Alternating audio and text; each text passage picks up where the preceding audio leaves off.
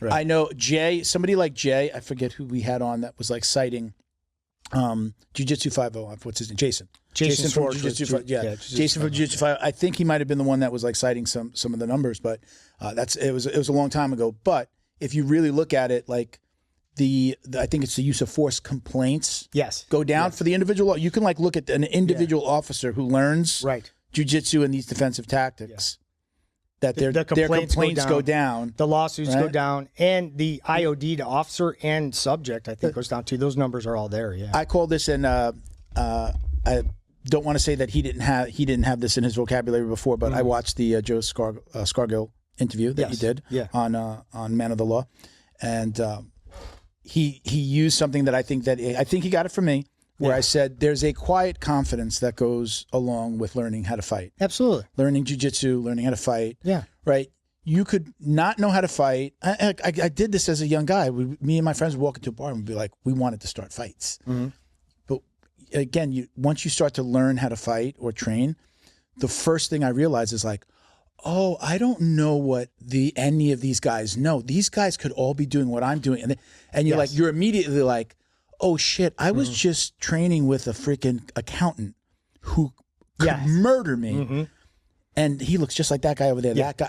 So you immediately realize you don't know what other people know. And that calms you down, other than the fact that, like, you know, especially with jiu-jitsu specifically, it humbles you immediately. You're like, fuck, man, that fucking little 16-year-old kid just kicked my fucking ass. So like that, it humbles you, but I believe I called it, there's a quiet confidence that comes along with.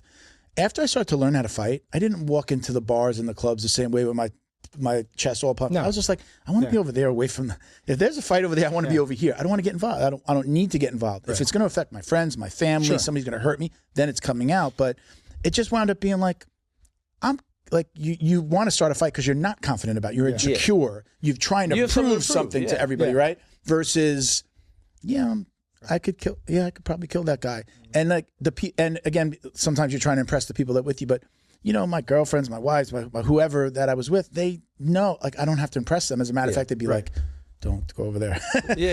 Don't do it. It's not worth it. Let's get out of here. So again, that quiet confidence that comes along with I mean, you're talking about just like a year in, a white belt with a couple of stripes, it's just like carries himself differently. And I guess we know it from the inside. You really do get humbled. You're just like, you become a different person. We see it in kids. We see it in adults. I have a great story in my last gym where one of my friends, his son was getting bullied, and he got called to the school, and they called him on the phone and said, your son got into a fight, and we need you to come down. He said, is the other kid okay? He asked that question because he knew his son knew how to handle himself, and he's just like, they didn't say he was getting bullied. His son tells him later, hey, he's bullying me.